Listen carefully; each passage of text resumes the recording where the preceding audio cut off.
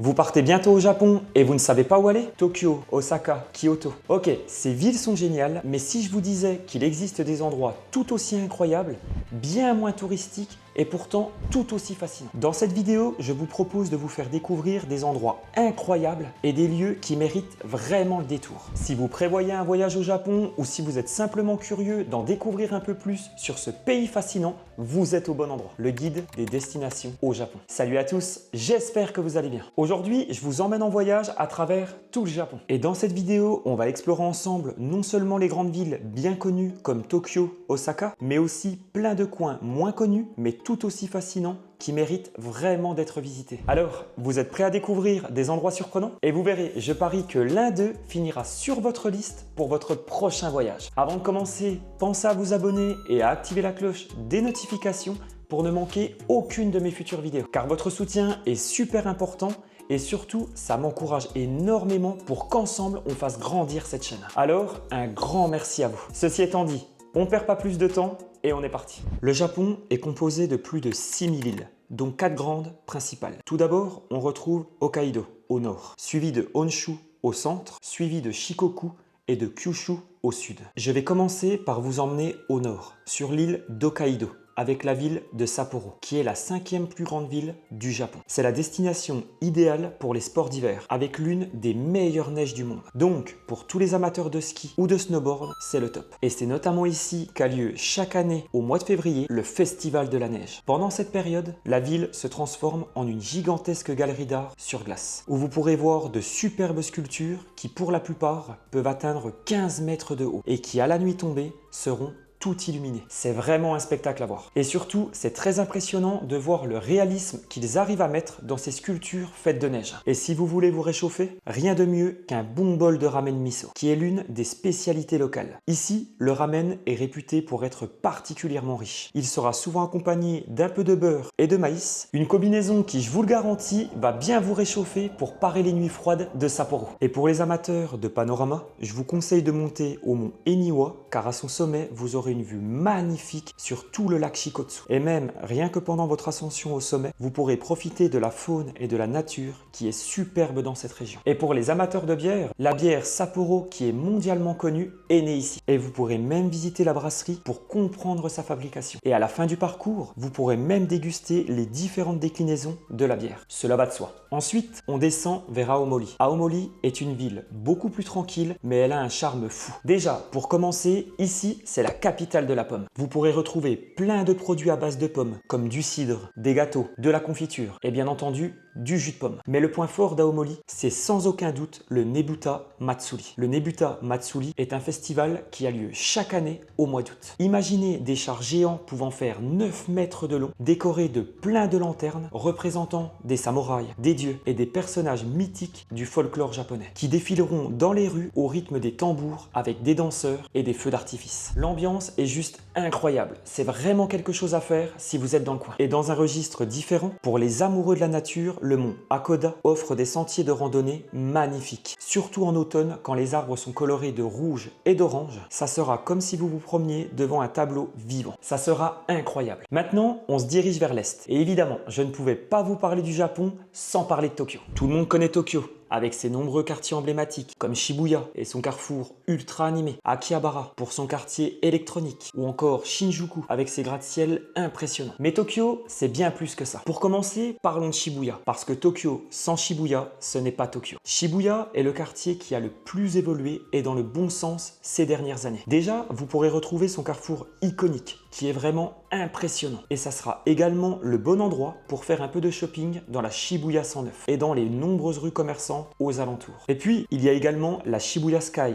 qui est un observatoire en plein air à 230 mètres de haut où vous pourrez admirer la ville à 360 degrés. Et si vous y allez au coucher du soleil, vous aurez un panorama de dingue avec le mont Fuji en arrière-plan en clair. Maintenant, direction Asakusa avec le temple Sensoji. C'est sûrement l'endroit le plus visité du Japon. Mais ce que peu de gens font, c'est explorer les ruelles cachées autour du temple, car on y trouve des échoppes qui vendent des pâtisseries japonaises, comme le Melon Pan par exemple. Et il y a aussi des petites boutiques artisanales et quelques bars sympas. Mais faites quand même attention à certaines boutiques qui vendent des produits attrape-touristes de mauvaise qualité et souvent bien plus chers. Donc c'est pas une rue que je vous recommande pour acheter des souvenirs. Allez dans d'autres quartiers par exemple où les produits seront de meilleure qualité et souvent bien moins chers. Et pour une vue imprenable sur le quartier, il y a l'Asakusa Culture and Tourist Information Center. Waouh!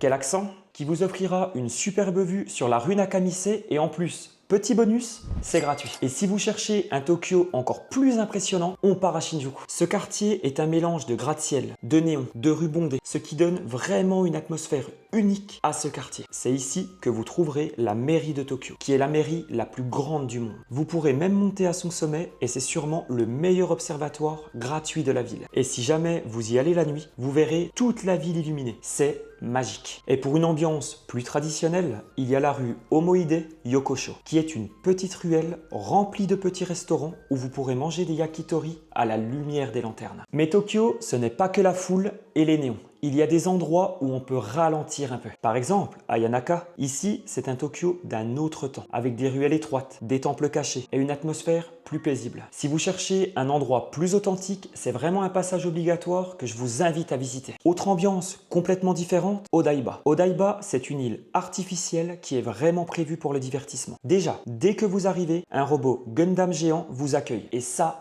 met vraiment dans l'ambiance. Mais Odaiba, c'est aussi parfait pour les fans de technologie avec le musée Milaikan, qui propose des expositions interactives sur l'IA, la robotique, l'espace. Et enfin, pour les amateurs de bonne nourriture, j'ai pensé à vous, direction Toyosu. Si vous êtes motivé, essayez de venir très tôt pour assister à la vente aux enchères des thons. C'est une tradition impressionnante et unique qu'il faut vraiment voir. Et juste à côté, vous retrouverez des restaurants spécialisés en sushi où vous pourrez goûter du poisson ultra frais pêché du matin. Maintenant, si vous souhaitez quitter l'effervescence de Tokyo, direction Nikko, à 2 heures de Tokyo. Nikko, c'est un véritable havre de paix et d'histoire. Déjà, le sanctuaire Toshogu est un site incroyablement décoré avec des sculptures dorées et des motifs complexes qui racontent des siècles d'histoire. En vous promenant dans ce lieu, vous ressentez toute la spiritualité et la richesse de la culture japonaise. Et chose intéressante à savoir, c'est ici que Tokugawa Ieyasu est enterré. Pour la petite histoire, Tokugawa Ieyasu a marqué l'histoire du Japon. Ancien samouraï devenu shogun, il est le fondateur du shogunat Tokugawa, ce régime qui a régné pendant toute la période d'Edo. Ensuite, il y a les chutes de Kengon, une cascade de 97 mètres qui se jette dans un bassin naturel. Ce site est juste magnifique. Et pour finir avec Nikko, pourquoi ne pas vous laisser tenter par une balade en bateau sur le lac Shuzenji? Ou bien allez vous détendre dans les sources chaudes d'Okuniko. Rien de mieux qu'un beau onsen pour recharger vos batteries après toute cette marche. Allez,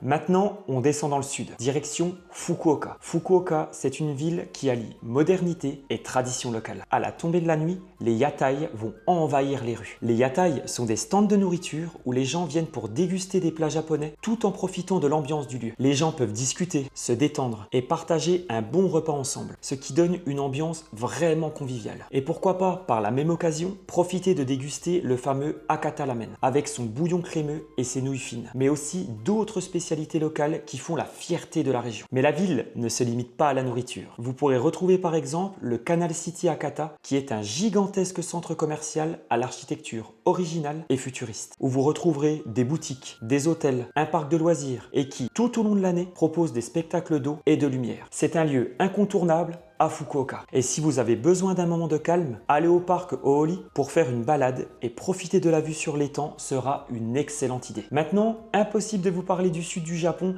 sans vous parler de Kagoshima. Kagoshima est une ville dominée par l'impressionnant volcan Sakurajima qui est toujours actif. Ce volcan va recracher très régulièrement des cendres, ce qui va donner à la ville une ambiance très particulière. Et vous pourrez même prendre un ferry pour vous rapprocher du volcan et explorer ses sentiers de randonnée. Mais Kagoshima, ce n'est pas qu'un volcan à admirer. C'est aussi une ville au riche passé samouraï. Le quartier de Chiran abrite certaines des plus belles résidences de samouraïs encore intactes. Ces maisons, avec leurs jardins soigneusement entretenus, donnent un aperçu fascinant de la vie des guerriers de l'époque d'Edo. Et en vous promenant dans ces ruelles bordées de murs de pierre, vous aurez l'impression de remonter le temps d'un instant. Allez, maintenant, cap sur l'ouest, avec la ville d'Osaka. À Osaka, tout est plus vivant, plus bruyant, plus spontané que dans le reste du Japon. Déjà, dès que vous arrivez à Dotonbori, ça sera une vraie explosion de lumière et d'odeurs de nourriture. Les immenses enseignes animées, comme le célèbre Glycoman ou le Crab mécanique de Kanidolaku, donnent à ce quartier une atmosphère unique, presque irréelle. Mais ce qui fait vraiment la réputation d'Osaka, c'est sa cuisine locale. On dit souvent que c'est la capitale du Kuidaore, littéralement manger jusqu'à en tomber. On ne peut pas faire plus parlant. Et ce n'est pas exagéré. Ici, il est presque impossible de faire quelques mètres sans tomber sur un stand de takoyaki. Les takoyaki, ce sont ces petites boulettes croustillantes à l'extérieur et fondantes à l'intérieur, garnies de morceaux de poulpe et recouvertes d'une sauce sucrée-salée, de mayonnaise et de flocons de bonite. Rien que de vous en parler, ça me donne vraiment faim. Je vous jure, c'est un régal. Et bien sûr, impossible de parler d'Osaka sans mentionner l'okonomiyaki, qui est un mélange de choux, de viande ou de fruits de mer, le tout grillé et recouvert de sauce. Et ensuite, si vous voulez découvrir un Osaka plus authentique, direction le quartier de Shinsekai. Ce quartier a une ambiance rétro qui rappelle le Japon d'autrefois, avec ses petites ruelles, ses enseignes lumineuses à l'ancienne et ses restaurants spécialisés dans les kushikatsu, qui sont ces brochettes panées et frites que l'on trempe dans une sauce spéciale. Mais attention, il y a une règle à respecter. Il sera interdit de tremper 2 fois la brochette dans la sauce. Dans certains restaurants de kushikatsu, ils affichent très souvent des panneaux indiquant pas de double trempage. La raison à cette règle est que plonger quelque chose dans une sauce qui a déjà été dans notre bouche est dégoûtant. Donc, assurez-vous simplement que la première trempette contient suffisamment de sauce. Et au centre du quartier, vous retrouverez la tour Tsutenkaku qui vous offrira une superbe vue panoramique sur la ville. Et Osaka, ce n'est pas seulement la nourriture et l'ambiance électrique des quartiers animés. Pour un moment plus calme et rempli d'histoire, le château d'Osaka est un passage obligatoire. Il est entouré d'un immense parc qui au printemps, avec tous les cerisiers en fleurs, est juste magnifique. Pareil pour l'automne, avec les momiji, ça sera somptueux. Et pour les passionnés d'histoire, à l'intérieur du château, un musée retrace l'histoire de la ville et des guerres féodales qui ont façonné le Japon. Voilà, on vient de faire un tour d'horizon du Japon,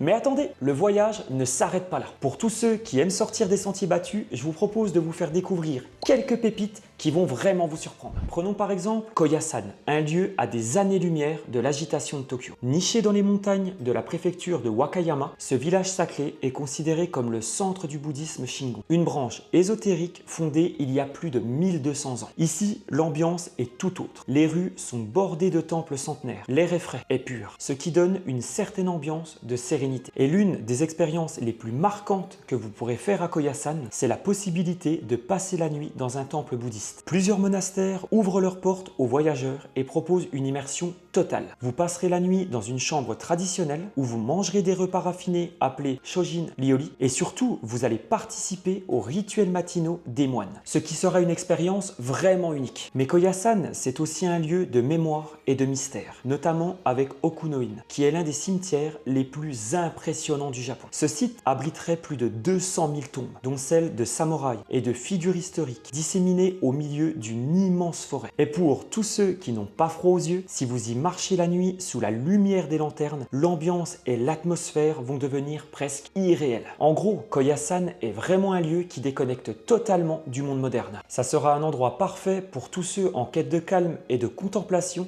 et qui cherchent à découvrir un autre visage du Japon. Pour ajouter encore plus de surprises à notre périple, laissez-moi vous parler de Totoli, une petite ville du Japon très souvent oubliée des touristes. Ce qui rend Totoli unique, c'est ses dunes de sable qui s'étendent sur plus de 16 km, offrant un paysage totalement à l'opposé de l'image qu'on se fait habituellement du Japon. Sur ces dunes, vous pourrez non seulement faire du sandboard et vous adonner aux joies de la glisse, mais aussi vous laisser tenter par le parapente pour profiter de la vue sur la mer. Mais Totoli, ce n'est pas seulement des dunes. À proximité, vous découvrirez le parc naturel de Daisen, qui est un véritable havre de paix. Et pour les plus téméraires d'entre vous, la randonnée du mont Daisen vous offrira une expérience inoubliable. Pendant l'ascension, vous traverserez des paysages magnifiques et pour récompenser vos efforts, la vue au sommet sera tout simplement à couper le souffle. Cette randonnée est un incontournable et elle fait partie de l'une des plus belles du Japon. Un autre lieu incontournable à Totoli est le musée du sable où vous découvrirez l'histoire à travers des sculptures de sable incroyables. Et Et juste à côté, la plage d'Uladome vaut vraiment le détour. Un endroit parfait pour une baignade, une promenade le long de la plage ou même une plongée sous-marine. Et pour finir ce grand tour du Japon, je vous emmène à Matsumoto, qui est une petite ville nichée au cœur des Alpes japonaises dans la préfecture de Nagano. Le joyau de cette ville, c'est bien sûr le château de Matsumoto, surnommé le Corbeau à cause de sa façade noire. Contrairement à de nombreux châteaux qui ont été reconstruits en béton, celui-ci est sûrement l'un des mieux conservés du Japon. Sa construction remonte à la fin du XVIe siècle. Et ce qui est d'autant plus étonnant, c'est qu'il n'a jamais été reconstruit. Il s'agit bien de l'édifice d'origine que vous pourrez visiter encore aujourd'hui et qui, je vous l'assure, vaudra vraiment le déplacement. Mais Matsumoto, ce n'est pas que son château. C'est aussi l'atmosphère paisible de ses petites rues traditionnelles comme la rue Nawate. Cette rue est bordée de boutiques rétro,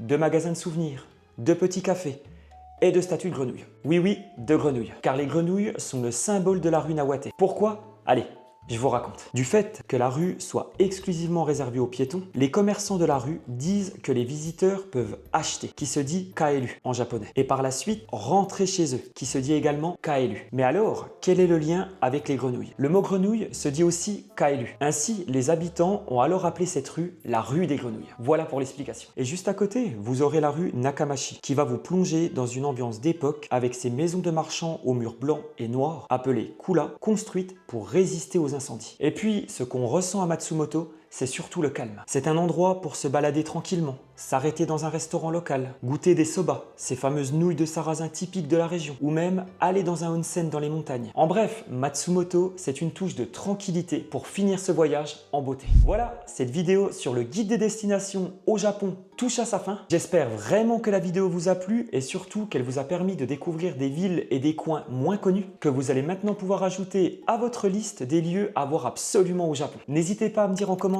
quelle est la destination qui vous a le plus attiré et que vous avez envie de visiter en premier. Et si vous avez aimé la vidéo, n'oubliez pas de la liker, de la partager et de vous abonner si ce n'est pas déjà fait. En tout cas, merci d'avoir regardé la vidéo jusqu'au bout. Je vous dis à très bientôt pour une nouvelle vidéo et d'ici là, prenez soin de vous.